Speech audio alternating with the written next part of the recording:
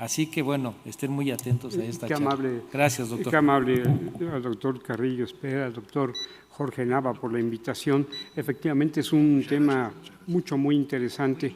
Y si no tiene ustedes inconveniente, iniciamos con un poquito de historia. Nos hemos de acordar de Alan Turing. Él fue un inglés matemático que ingenió un aparato electromecánico para hacer cuentas rapidísimamente, y es el antecedente de la computación.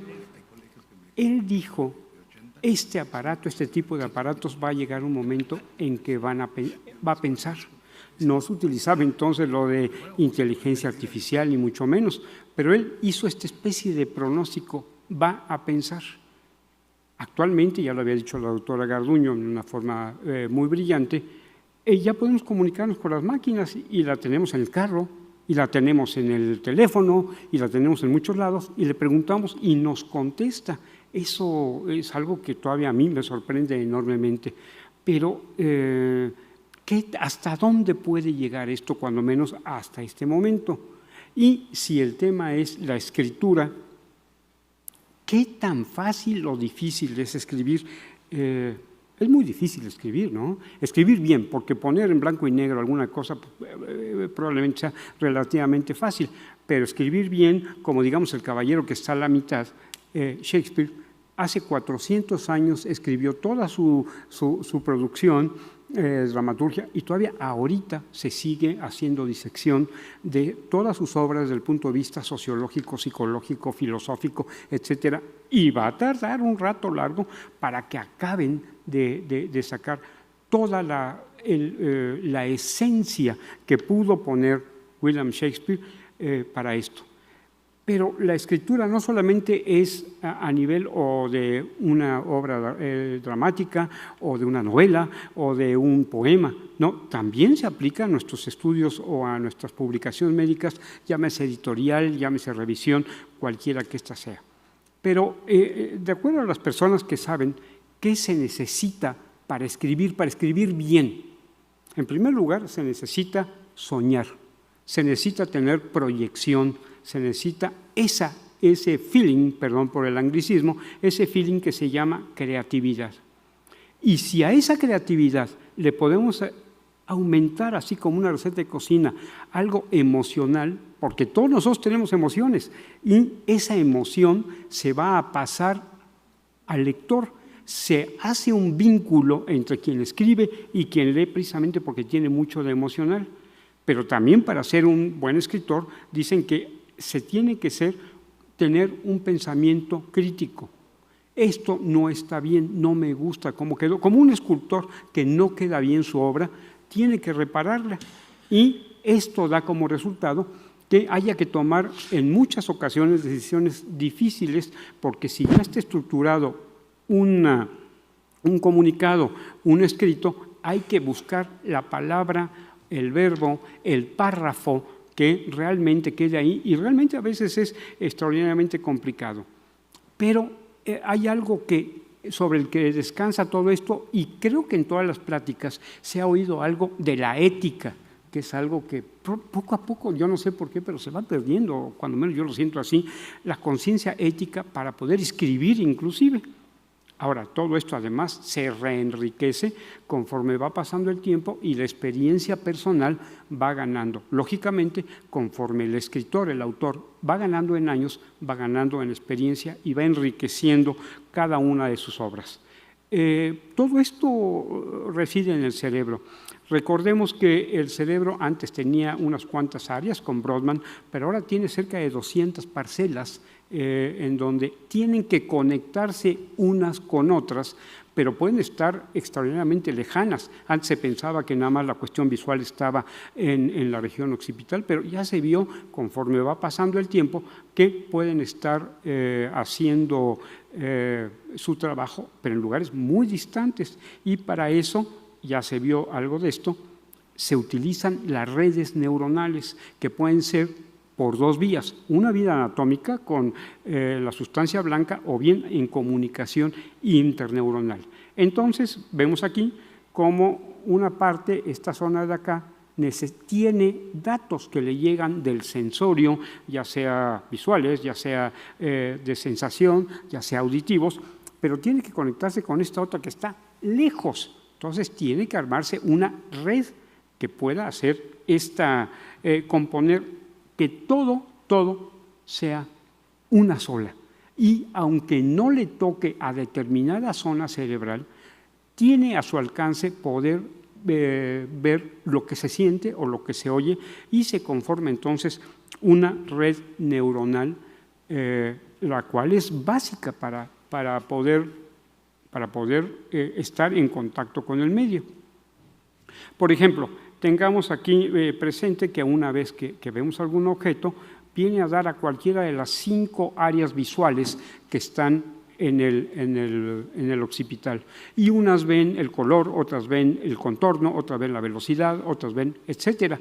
Y esto se tiene que llegar a conjuntar en una forma inconsciente o cruda en un principio a la región prefrontal. Aquí ya se cobra conciencia de lo que se está viendo y entonces regresa ya consciente para seguir haciendo, como si fuera una película de cuadros, ir haciendo consciente todo esto. Esta es la mitad del cuento.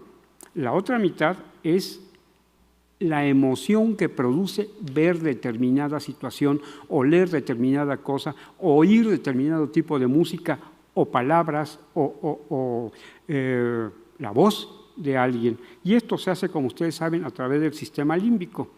Por excelencia, el lugar excelso para las emociones es el núcleo amigdalino, que a su vez tiene núcleos más pequeños.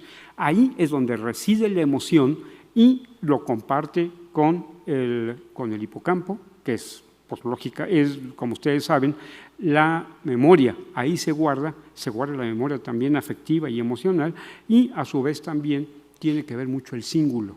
Ahora, todo este sistema límbico está muy conectado con la región prefrontal y aquí es donde ya se hace el conjunto que todos hemos sentido cuando tenemos algo, una emoción que puede llegar en cualquiera de los sentidos. Bien, una vez hecho esto, vemos esto de la inteligencia artificial que tiene ya un rato largo y que es extraordinariamente complicada. Se enfrentó primero con algo. ¿Cómo se le va a hacer para que yo pueda hablar con una máquina y me responda? ¿Cómo le hago que mi lenguaje lo pueda utilizar? Bueno, todos estos grandes matemáticos, extraordinarios ingenieros, dicen, vamos a convertir cada palabra en un compuesto matemático y va a ser un vector. Y este vector lo vamos a poner en las 3 dimensiones, cada uno. Y a su vez, ya que tenemos la palabra, vamos a tratar de hacer grupos por afinidades. Aquí, por ejemplo, tenemos de sexo, aquí, por ejemplo, tenemos de lenguaje, aquí, por ejemplo, tenemos capitales y países. Entonces ya están guardados, ya están listos para hacerse una comunicación entre ellos. Y a su vez, esto se vuelve a hacer a través de acúmulos más grandes para que nuevamente, una vez que se pide algo a través de este lenguaje, estén cerca uno de otros y se puedan sacar conclusiones. Esto ya se había presentado, el doctor Saucedo ya nos presentó también algunos ejemplos de esta, y que es precisamente una red neuronal igual, en donde tiene una entrada, que es esta parte de acá, en donde se hace la pregunta o se alimenta a esta parte del medio, que es la capa oculta. Aquí, en esta parte, es donde todo, al igual que en el cerebro, se van pasando todos los datos para que cada una de las celdas tenga todos los datos y pueda sacar las conclusiones y armar la respuesta que tiene que ser.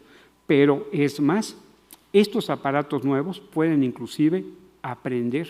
Hay un algoritmo para que cada vez que se les consulte puedan aprender de lo que se les está dando, de tal manera que se van enriqueciendo.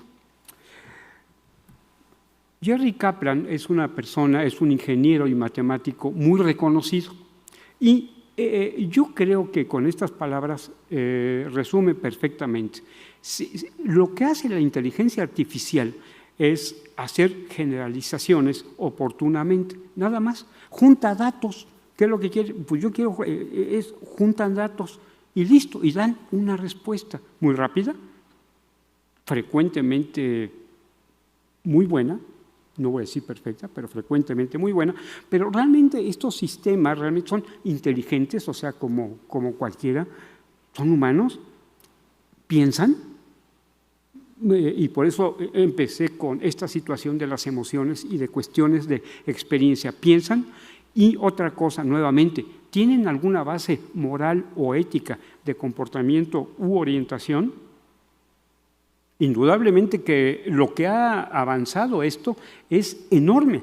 Si vemos aquí arriba, por ejemplo, en todos estos ejemplos de inteligencia artificial, tenemos el Deep Write. Este Deep Write es una cosa extraordinaria en donde el autor, el que quiere escribir algo, empieza a escribir un párrafo y el Deep Write se lo completa. Y si no le gusta, lo repite hasta que le guste al autor. Entonces ya no sé hasta dónde llegó el autor y hasta dónde llegó Deep Write. Y lo mismo, las traducciones ya ahora son perfectas. Prácticamente, hace muchos años había traductores que no entendía uno qué es lo que estaban traduciendo. Ahora han llegado a una perfección verdaderamente extraordinaria. Y aquí llegamos al ChatGPT, que es un chatbot, pero que ahora está causando una sensación profunda. Ya ha dado la vuelta al mundo y todo mundo tiene su ChatGPT. Con este instrumento podemos hacer muchas cosas. Por ejemplo, aquí, ¿qué tanto, dice este artículo, se puede ayudar para que alguien, un autor, haga un escrito médico? Por ejemplo, aquí en esta página no se alcanza a ver, pero le preguntan, óigame, dime por favor cómo es la situación en cuanto a la circulación extracorpórea y un paro cardíaco persistente. Y le dicen tal, este opina esto, este opina esto, este opina lo otro, y además sacan una conclusión. Entonces, esto ya constituye un diálogo, ya está recolectando datos en una forma prácticamente inmediata, pero además puede escribir libremente. Si le puedo yo decir, por favor, hazme un ensayo de cómo ha ido la evolución en el tratamiento de la diabetes. Lo saca y lo da. Y si, por ejemplo, alguien escribe un papel, una editorial, le dice, aquí está la editorial, lo toma de Word, lo mete ahí y le dice, hay que sugerir estas cosas, esto no está bien, vamos a revisar esta redacción, e inclusive a hacer una edición final. Eso lo hace la máquina. Entonces, inclusive crea un resumen. Parece ser que entendiera eso, vamos a ver, porque miren, les presento a su consideración lo siguiente. Esto ha provocado también una cantidad de opiniones, tanto buenas como malas. Aquí, por ejemplo, ponen a prueba al ChatGPT, siempre vamos a hablar del ChatGPT ahorita, en que unos autores le dicen, por favor, consígueme 3 opiniones o 3 formas de ver de cuál es la relación entre el metabolismo óseo y la homocisteína. De estos 3 que sacaron, 2 eran perfectos, tenían todo perfectamente bien, gente que conocía de este rubro, pero la máquina da un tercero en donde los autores o los investigadores dicen, esto no me está cuadrando, esto no, como que no tiene nada que ver esto con este transportador, con este cotransportador. Entonces le pide a la máquina, a ver, dame la cita donde viene eso. Y la cita le da este identificador con este número. Sin embargo, en el momento en que los autores van y sacan ese número, sacan una cosa de el uso de grapas para cirugía reconstructiva. No lo sé. Eso es por un lado. Y por otro lado, como también escribe en esta investigación, le piden 5 artículos al chat GPT con respecto a cuestiones radiológicas y escribe los 5, pero en el momento de estarlos leyendo parece que están muy bien escritos, inclusive dicen, para un residente o alguien que tenga poca experiencia, pasa perfectamente, pero aquí nos están diciendo que tiene en primer lugar errores muy importantes de aplicación. No es cierto lo que están diciendo, pero está bien escrito. Pero además, nuevamente, estos autores vuelven a reportar, ¿saben qué? Las referencias son ficticias, o están mal, o están inventadas, o hay algo que no jaló bien en la red.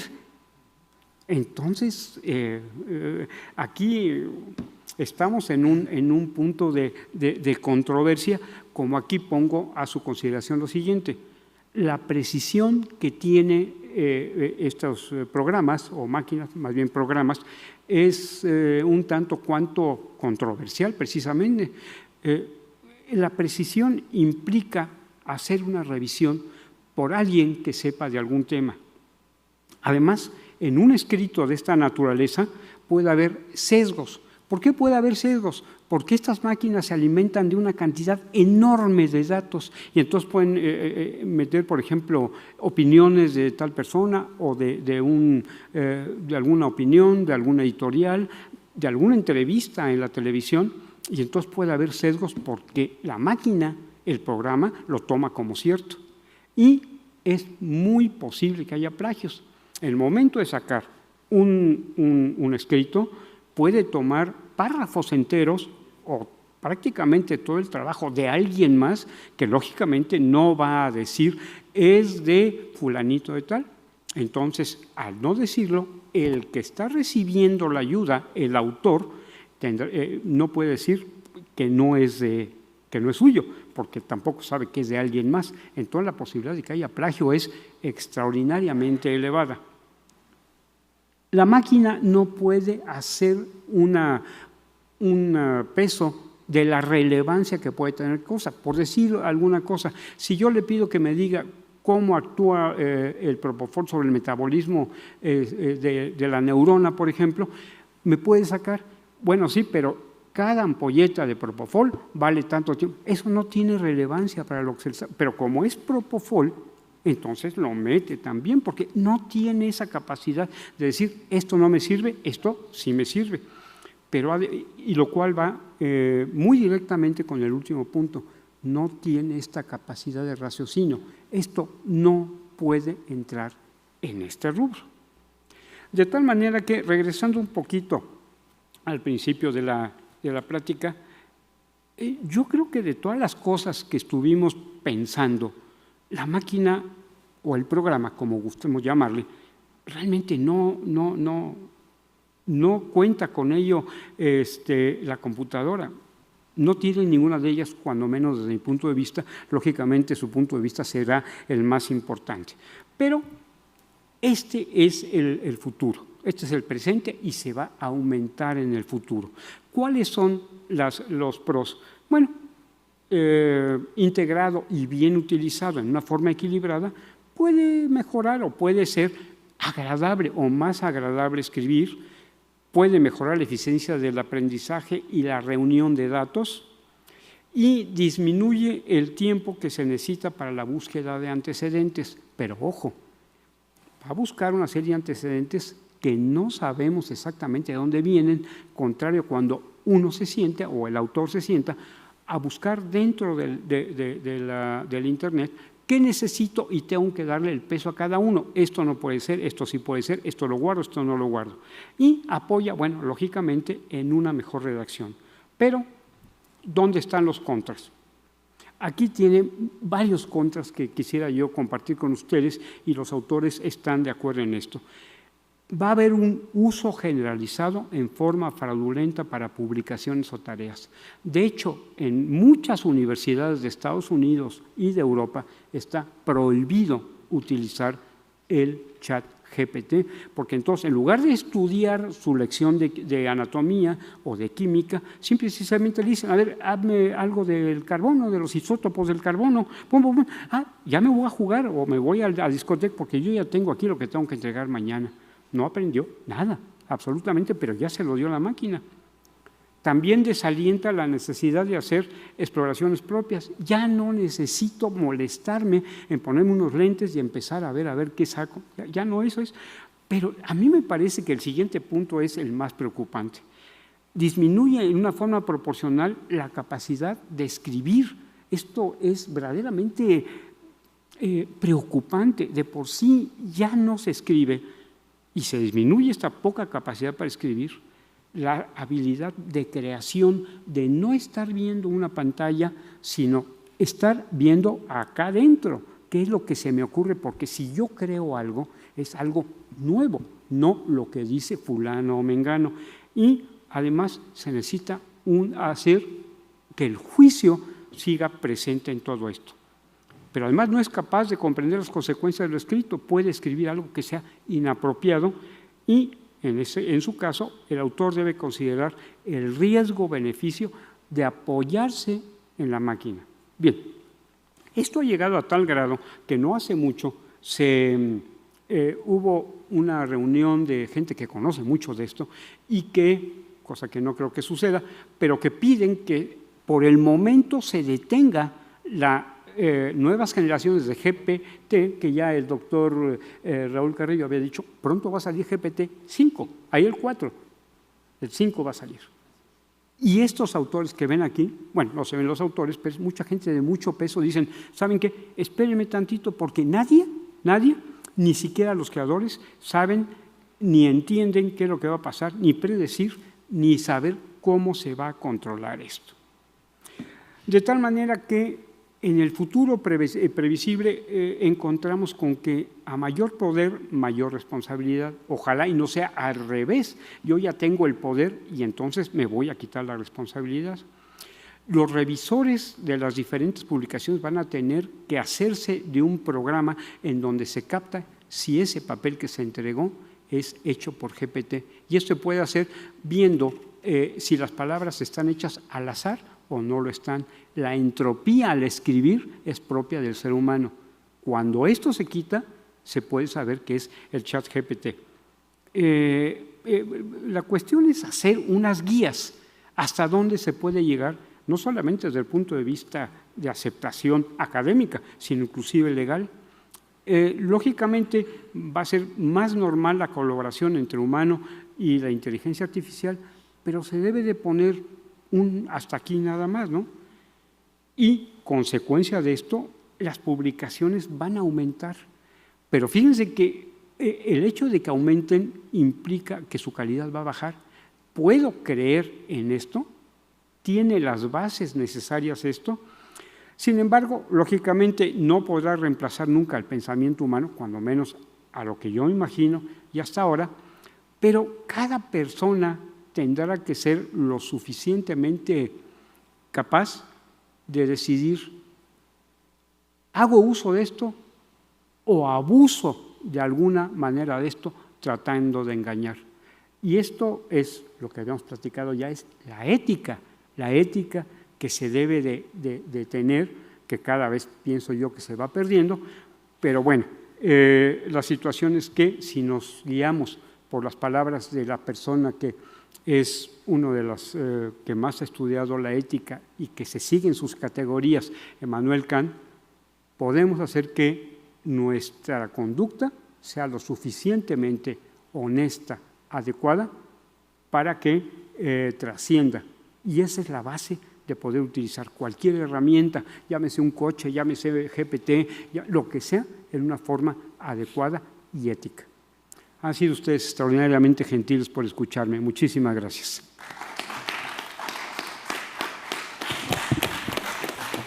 Muy buena charla. Gracias, doctor Mario Suárez, por esta excelente charla que dio el panorama de lo que es ahora esta herramienta de la inteligencia artificial y el ChatGPT. Y como bien dijo, viene el 5 en poco tiempo, y los mismos que lo desarrollaron comentan eso, que no saben a qué se van a enfrentar, porque cada vez el proceso va mejorando y van autoaprendiendo estos modelos. Y ahorita tiene todas las limitantes que ya bien nos comentó, pero en un futuro es como los teléfonos que llamamos inteligentes.